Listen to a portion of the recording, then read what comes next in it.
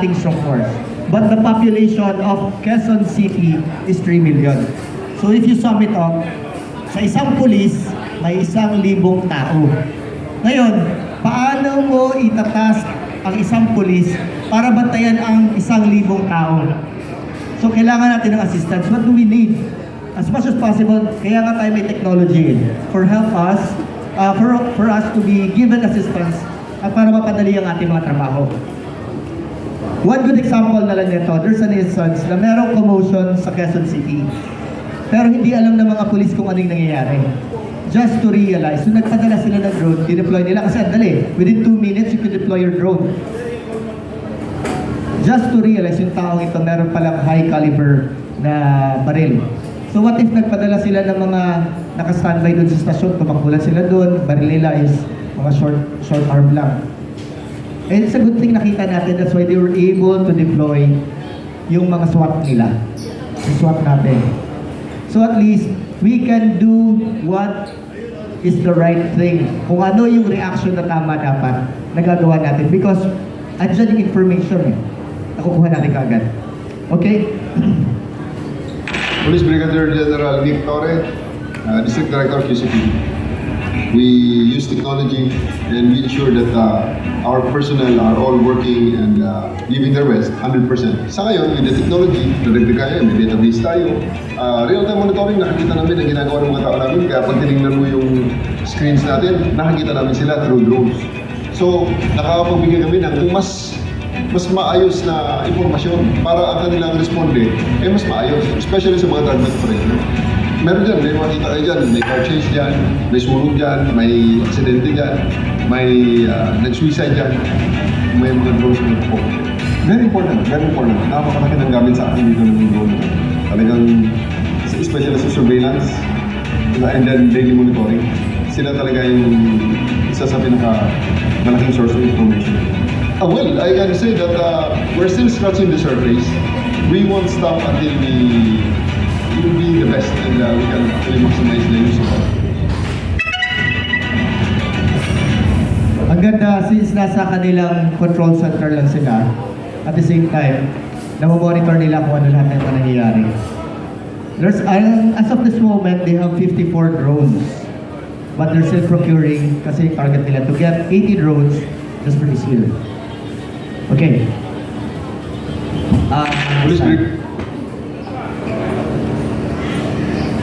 Okay, if you could see the advantage ng drones natin, kasi these drones are capable of night flying. Yung ibang drones, paggabi hindi na pinapalipad eh. Ito because of our infrared vision at sobrang lakas ng power ng ating camera neto. You could see sobrang layo neto. And yet, kaya niyang i-monitor from afar. So that's 71 meters. Malayo-layo ang 71 meters. From here, i-zoom in niya. So makikita niya kung ano yung activities. If there's something suspicious, you could easily monitor what is happening. Ito nga, ang ganda ng control tower ng QCPD. Okay, next slide please.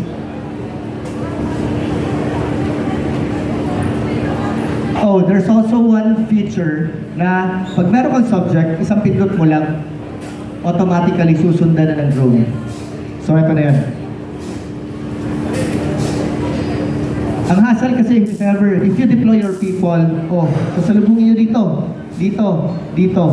So, in that case, kung meron mong commotion na gano'n, nagkakos pa ng traffic yan eh. Nagkakaroon pa ng gulo.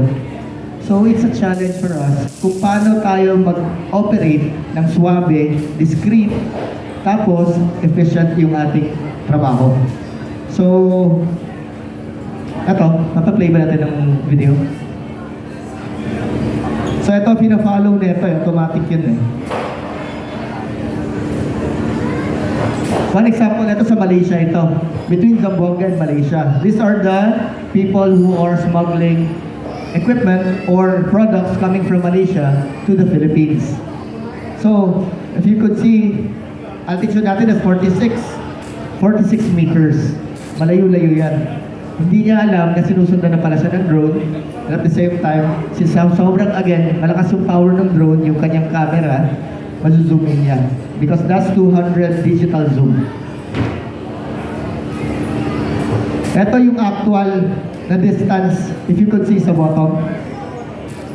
And this is the zoom version. Ito yan. 8.6 at 3. 3.0 nga lang yung pag-zoom na yan eh. Okay, continue tayo. Next slide, please. The same again sa automatic follow function ng ating drone. So ito sa Cotabato naman ito.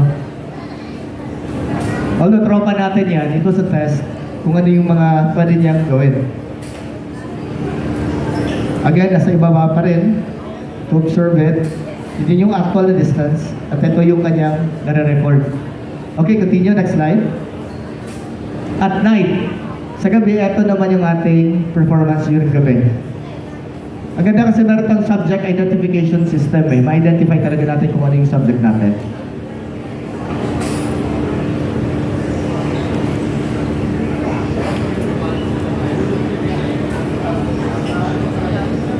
Discrete mode, eto yun, may tinatanong sa akin kanina, can this be silent? Kasi usually yung mga drones maiingay yun eh.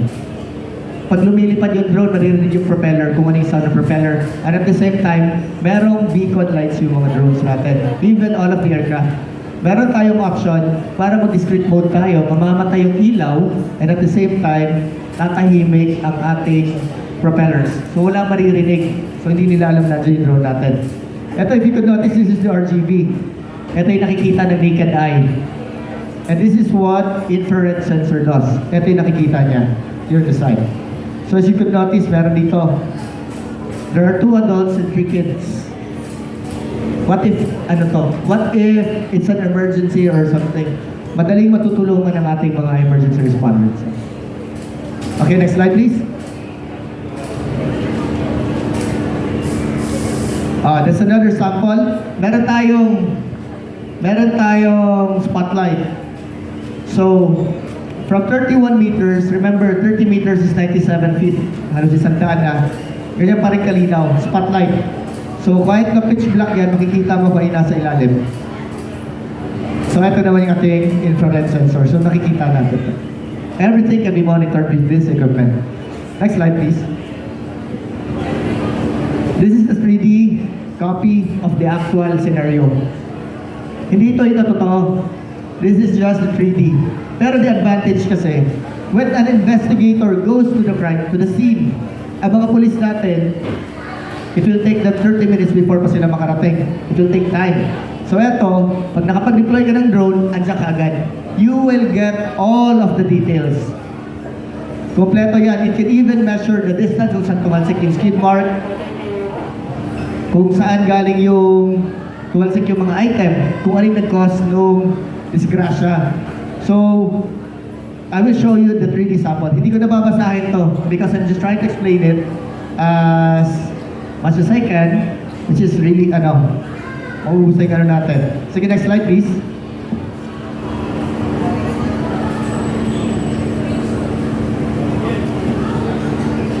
So, eto yung 3D.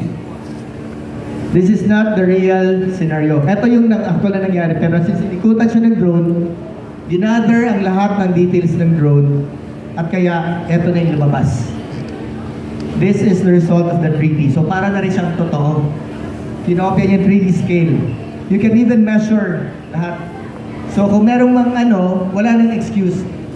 All of the details are there. Kasi pag, as what I mentioned, yung inspectors natin minsan nakakapag-skip sila ng mga details. Ayan. Alright, next slide.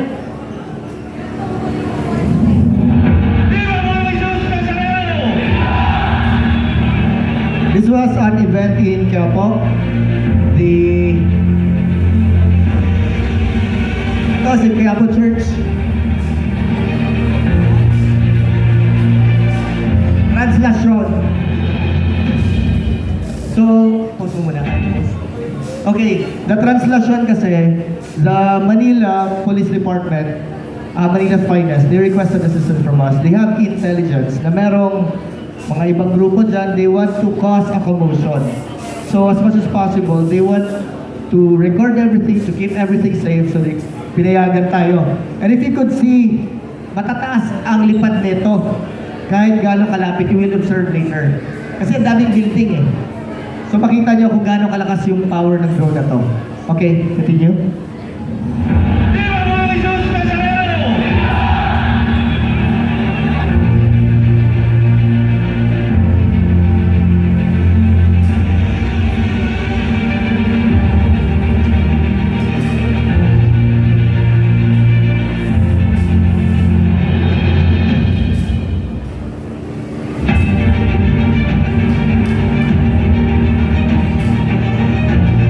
Mataas yung drone yan. Maraming tao.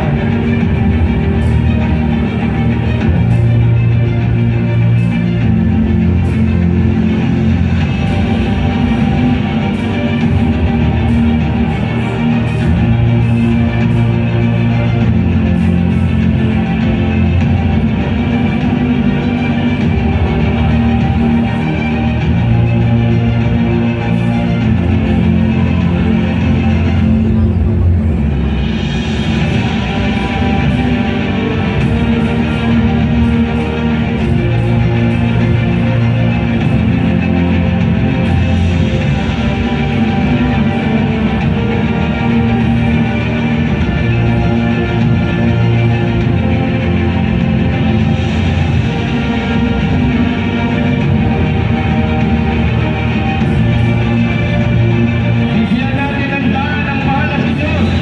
Viva mga Jesus Nazareno!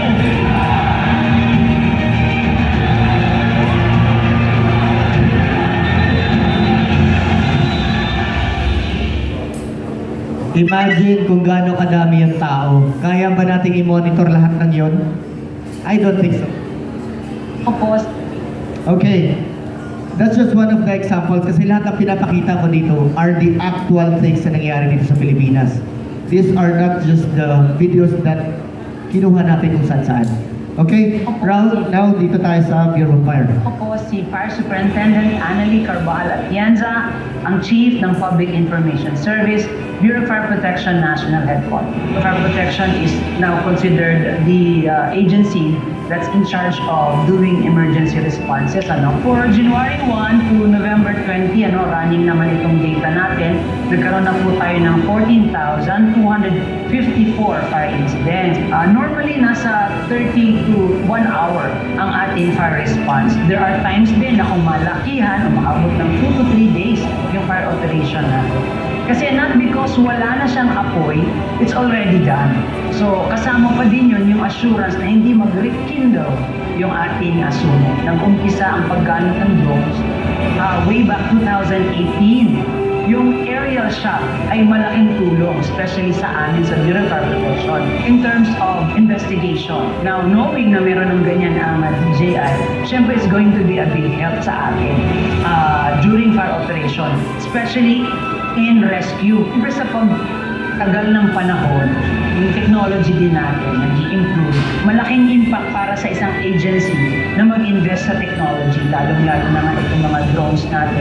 It's going to be a big help for the agency, especially those in doing public service or doing responses in rescue and fire operation or other agency din na sa tingin natin malaking use yung mga ganitong klase ng technology.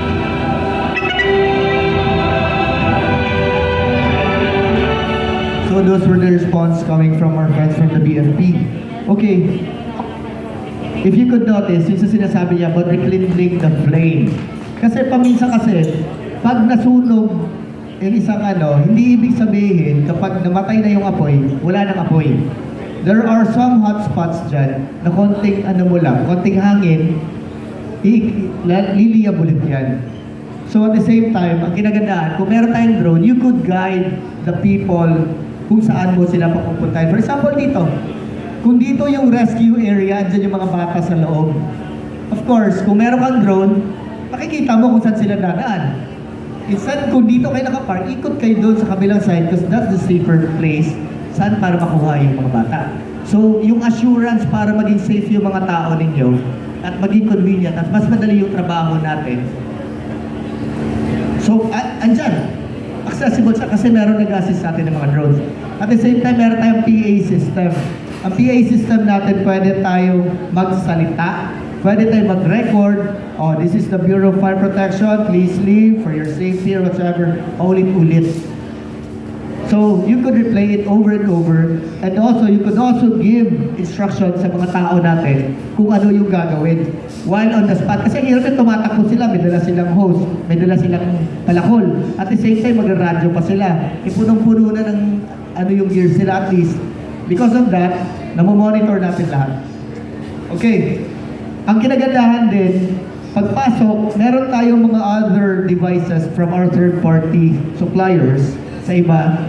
Meron pa natin lagyan ng carbon monoxide detector. So alam natin kung may papasok ba natin yung tao or hindi. Or even the magnetometer, meron tayong ganun. Ibang payload. Also, IP55 siya. So operational siya gabi at kahit umuulan. Yung ibang drones kasi pag umuulan wala na eh. Okay, this is a video that we did. This is in Toledo, Cebu. Makikita natin yung thermal, with the use of our thermal cameras, makikita natin na merong steam. So mainit yan. Hindi yan nakikita ng mata. It cannot be seen by the naked eye. Ito yung sa RGB natin, ito yung totoo nangyayari. But, in reality, ito pala yung temperature na lumalabas.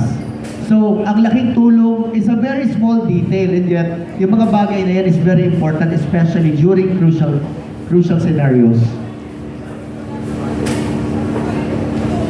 Okay, next slide please.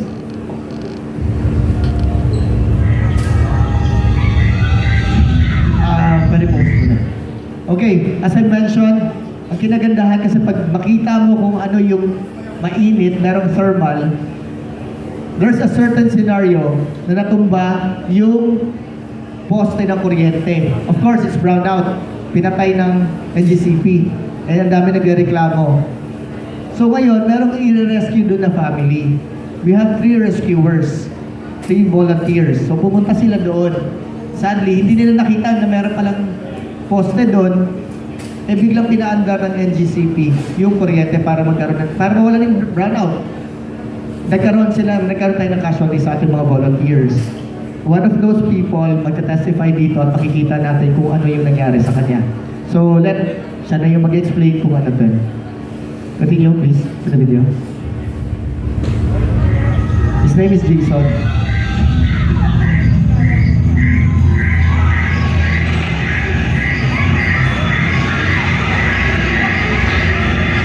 Hindi na lang nakikita na yung mga tao sa taas.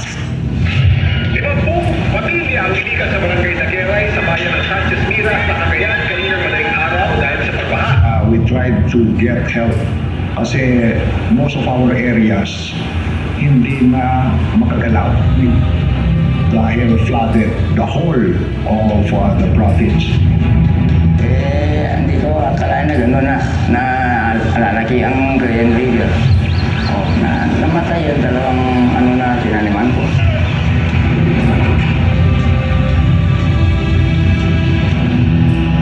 Spotlighted payload sa speaker. Yan na yan.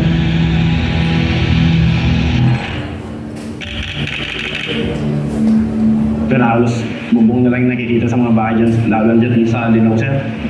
Bubong na lang nakikita ng andun yung mga tao sa taas. Hindi po, sir. Hindi na sana ganun mangyayari, sir, na ganun din kalakas yung bagyo na yun, sir.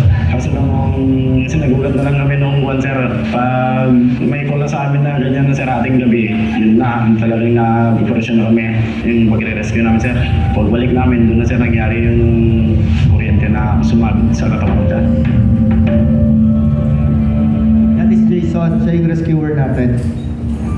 Kung gagamit ka ng drone na hindi mo na kailangan tao pa ang pumunta doon, o di in risk, malilesen mo ng in risk na mamatayan ka o may ma-aksidente ka na rescuer. Napakalaking tulong ang teknolohiya o itong ginagamit nating drone Ito ay isang turing namin na first responder. Napakalaking bagay ang paggamit ng thermal ng drone dahil yung hindi nakikita ng ating mga mata ay gamitin ang thermal drone para ma-identify natin, lalong-lalo na po pag sa gabi ay kailangan natin gamitin ang thermal shot.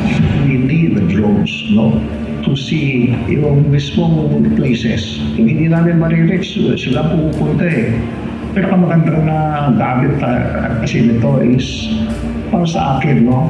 The situation of the ground before and the situation of the ground after this. And hindi limited sa amin ito, no? A lot of agencies come to us, no? The police, the army, and of course yung DNR and some others, no? Na nangangailangan. Ang talagang isa pang gumagamit sa atin dito is yung armed forces. Kasi nakita nila yung capacity ng drone natin dito. So, hindi hiram nila. Even at night time, ginagamit nila. Most to track down yung rebelde na to surrender.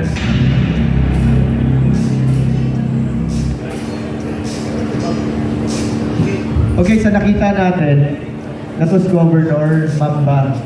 So, yung mga shinare niyang clips are the actual scenarios kung ano ang nangyayari. At hindi lang nangyayari dun sa area nila. It also happens in Visayas. It happens in Mindanao. All over the world. Kahit saan-saan. So, because of that, ang daming natulungan, napadali yung mga trabaho natin. Okay, this is Doc kanina. He was walking around. He did his rescue search in Turkey. So, the MNDA search and rescue in Turkey, okay. She's one of the people who testifies na efficient talaga yung drone. The logic behind, okay, hindi ko na babasahin. Continue tayo for the next slide. Okay, search and rescue. Okay, nagandahan kasi, maglagay ka lang ng polygon eh. Yung tao, instead na mag-utilize siya sa kaka-operate ng drone, he doesn't need to do it. Mag-set ka lang ng area kung saan yung perimeter na yan, babalik at babalik na lang yung drone on its own. Meron siyang autopilot system. So at least, you have that hand para tumulong na rin sa operations natin. And at the same time, ang ginagandahan, kasi even if you're not on the site itself, kaya mo ma-monitor kahit nasa loob ka as long as meron tayong connection sa ating drone. You can control it remotely. Okay? Here's an example kung paano siya ginamit ng gabi. Ito sa ano lang to, sa Valenzuela lang naman to.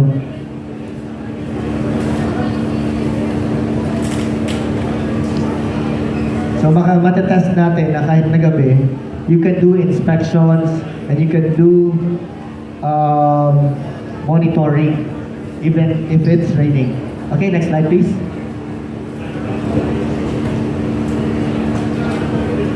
Ayan, speech black. Tapaanda rin natin yung ating spotlight. So, pwede natin i-guide yung ating mga survivors kapag it's pitch black. Yung kanina nga yung scenario nila, alas 12 ng gabi yun, wala nakikita, walang kuryente. Pwede mo i-guide yung mga tao. Ayan, makikita pa yung kinakain ni Kuya. Gutom si Kuya. Okay, next slide. So, the damage assessment mapping. So, nagawa, lumindol lang isang area. Makikita natin, magkakaroon tayo ng assessment. Makikita dyan sa ating AI kung gaano kalaki yung damage. Ang mga pula na yan yung tinamaan ng damage. Itong mga color green, ito yung hindi. So, madali nating ma-assess kung ano yung tama. Okay, next.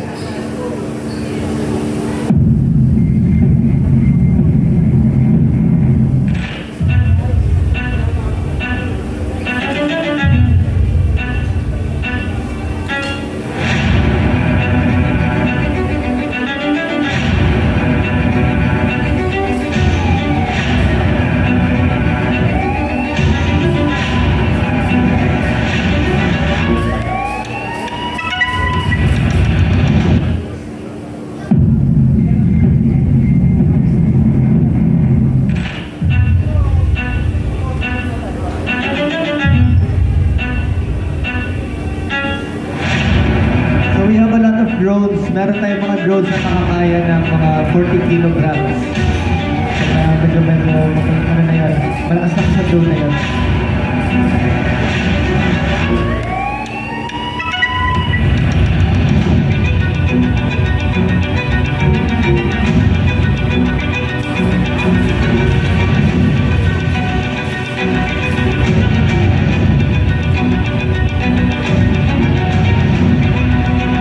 Yan yung inspection. Sa gabi yan, ginagawa yung inspection na yan. Kahit gabi, pwede tayo mag-inspection sa mga site natin. Ayan o, gabi yan. Makikita nyo kung may natumbang poste o kung ano man.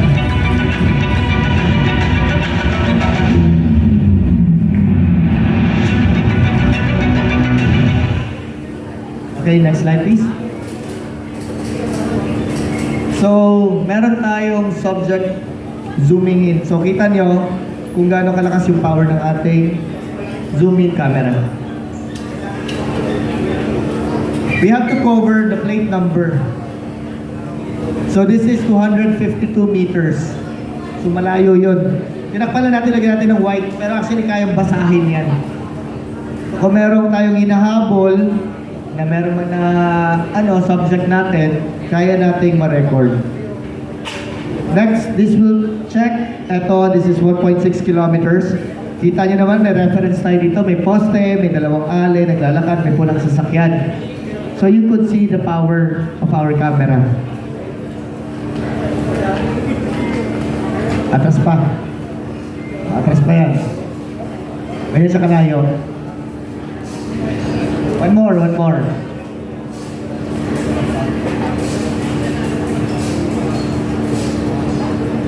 Sa pag-rescue, malaking bagay ang makapag-zoom ka ng ganito kalakas at ganito kalayo.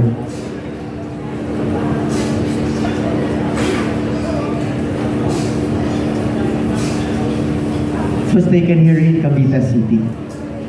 Okay?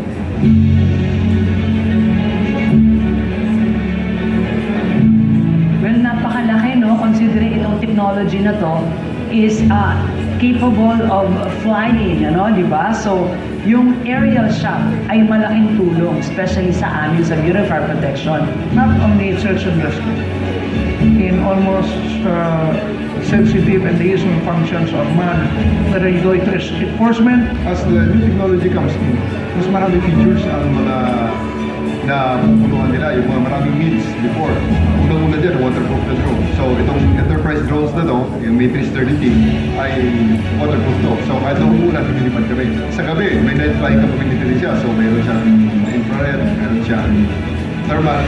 Dahil yung hindi nakikita ng ating mga mata ay maaari natin gamitin ang thermal drone para ma-identify natin, lalong-lalo na po pag sa gabi. Ito ay isang turing namin na first responder. Yung risk ng ating mga rescuers na talagang malilesen mo na yung panganib na pwedeng idulot sa kanila pagka gumagamit ka ng drone technology. Using drones, it ensures the safety of our personnel, and we don't have to go beyond the permanent danger zone of Mayugugin in order to map the extent of the lava flows. Yung drone yung gagamitin mo, hindi mo na kailangan pumunta doon sa area na delikado kasi yung kukuha ng mga kailangan. It has helped us a lot since 2020, and I could not, hindi ko na-imagine na mawala pa yung technology dito sa amin. We need it, we want it, we wouldn't have to send people that long, yun, quick and easy surveys of our facilities using the drones. Mas malaki yung nakakover kasi namin na area. Maybe 5 to 10 minutes, we're done. It really helped us a lot because we can do work more efficiently.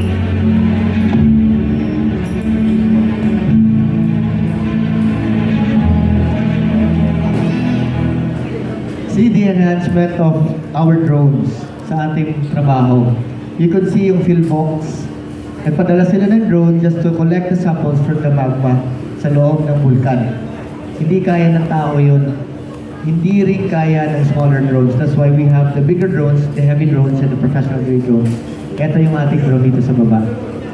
Also, Ano pa ba yung mga na ano doon kanina? Anyway, I think that sums it all. It gives you time efficiency for the quick deployment. Fire responder provides top bird's eye view, real-time monitoring from command center or mobile device. Reduce cost. Alternative to helicopters. Actually, lugi ako dito kasi kami mawawala ng trabaho eh. So, instead of flying a helicopter, okay, this would be the best example. There's a mission that we did before in Sarangani. Yung isang area na yon, napuno na nagkaroon tayo ng flash flood. So, hindi na makadaan yung ating mga tropa, our ground troops, hindi makapag-deliver ng pagkain, hindi makapag-deliver ng tubig, and it's been how many days? So, tinamaan kasi yung tulay. So, bumagsak yung tulay, pero hindi naman makatawid kasi lumaragasang yung tubig. So, what we need to do, pumunta kami doon via helicopter, and at the same time, we delivered the food, the relief that they need. So, if ever, meron naman tayong mga drones na capable ng malalaking carriages, baggages, kaya na to, meron tayong ganong classic drone, only in DJI. Okay. That's the end of the slideshow. Can we show the other drone, yung Skycart? So, ito yung drone na sinasabi ko. There are places na sobrang hirap puntahan. But because of this, yeah. Delivering to remote locations has always been difficult, inefficient, and perilous. Today, we bring you a brand Sa new mga possibility. nag-install ng mga solar farms dyan, this would Introducing definitely help DJI you a lot. Flycard 30, an aerial delivery drone. This is the 30 kilogram. Meron mo tayong Flycard 30 is designed for efficient cargo transportation, carrying a max payload of 30 kilograms with dual batteries, a delivery range of 16 kilometers, and a max speed of 20 meters per second. Delivery is now simple and efficient, no longer restricted by physical geography. Flycard withstands extreme situations and handles difficult operations, allowing you to confidently deliver to harsh environments. It supports two payload configurations, cargo mode and winch mode, to meet varying delivery needs. Its spacious cargo case weighs the payload during the loading process to prevent overloading and ensure flight safety. Switch to the winch system if the drone's intended delivery destination does not have a safe landing site. Once the drone arrives at the destination, select the drop point with AR projection. A single tap automatically lowers the payload. When the payload touches down, the winch system releases and retracts for accurate, non-contact delivery.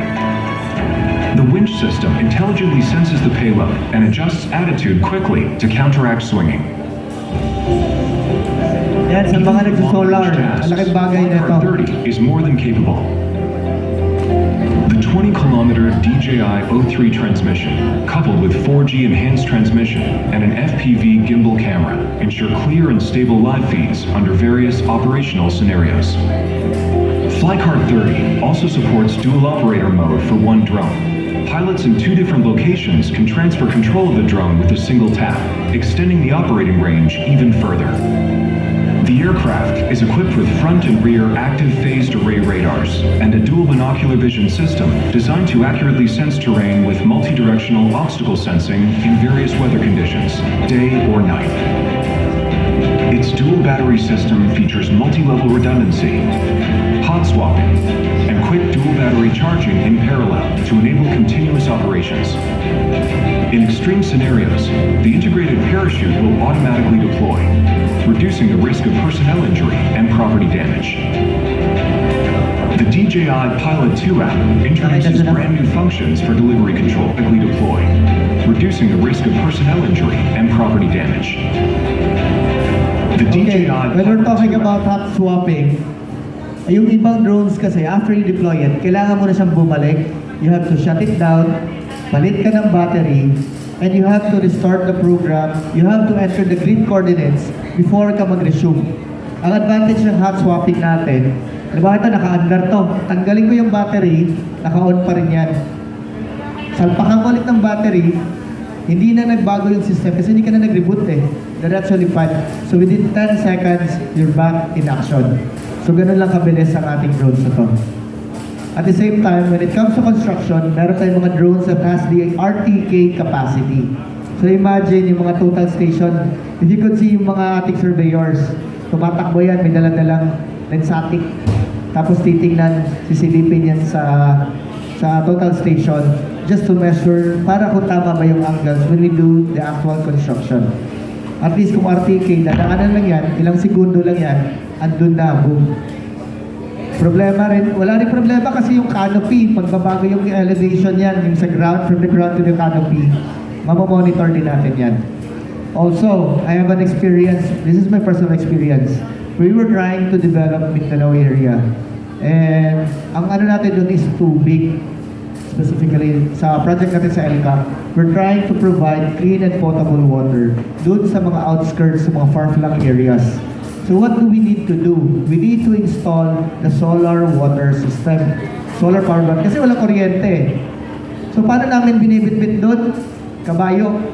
Kabayo, baka, whatsoever. Or yung manpower natin na sobrang mahal. Kasi dadaan sila ng bundok eh. So by the time pag ganun, basag na naman yung solar panel natin. Ang hirap. At least with this technology, it will ease the workload of our staff and our people. Okay, so again, this is Captain John Panes. I would like to thank each and everyone. It's an honor to be here, and may you enjoy the rest of the evening. Thank you, sir. Ma'am.